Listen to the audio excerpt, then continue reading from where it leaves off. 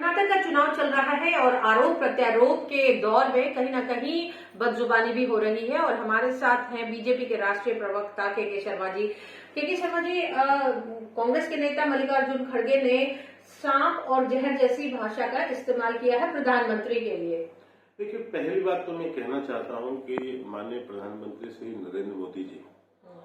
वो देश के प्रधानमंत्री हैं। प्रधानमंत्री का पद एक संस्था होता है और उसके प्रति इस तरह के शब्दों का अपशब्दों का प्रयोग करना यह घोर निंदाजनक है और मैं इसकी घोर भर्त्सना भी करता हूं। लेकिन देखिए, कांग्रेस का एक सगल बन गया है कि जब उन्हें हताशा होती है, निराशा होती है और वो बौखला जाते हैं और मोदी जी की बातों का जवाब नहीं दे पाते हैं, तब वो माननीय प्रधानमंत्री जी के ऊपर में इस तरह के अनर्गल आरोप लगाते हैं, अपशब्द बोलते हैं और उनको लगता है कि ऐसा कह के वो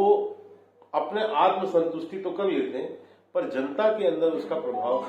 जो है अच्छा नहीं होता और जनता आने वाले समय पर उसका माकूल जवाब देती है। शर्मा जी, इससे पहले भी इतिहास गवाह है कि जब जब प्रधानमंत्री पर अब शब्दों का इस्तेमाल किया गया, पहले कांग्रेस की नेता ने मौत का सौदागर कहा था, कहीं न कहीं पार्टी को फायदा होता रहा है। तो क्या अब ऐसे बयान ऐन मौके पर जब कर्नाटक में चुनाव चल रहा है? देखिए, कर्नाटक के चुनाव का जहां तक प्रश्न मैं आपको बता दूं कि कांग्रेस वहां पूरी तरह से जो है पिछड़ गई है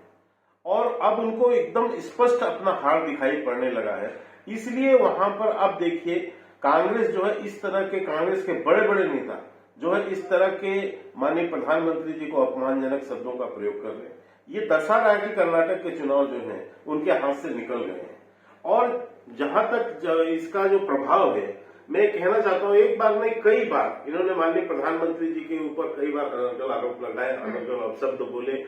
उसका जो है जवाब जनता ने सही समय पर इनको दिया है और कांग्रेस को बुरी तरह चुनाव कराया है। ये एक आखिरी सवाल, क्या इस बार भी इस नेगेटिव स्टेटमेंट का फायदा बीजेपी को होगा कर्नाटक में?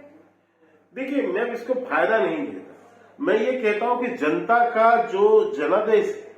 जब वो देखते हैं कि एक नेता जो है वो हम गरीबों के लिए काम कर रहा है, वो बिना जाति पाति धर्म को देखे हुए सबके जन कल्याण के लिए काम कर रहा है, गरीब कल्याण के लिए काम कर रहा है, उस समय आप उसको राजनीतिक रूप से जो है उसे आप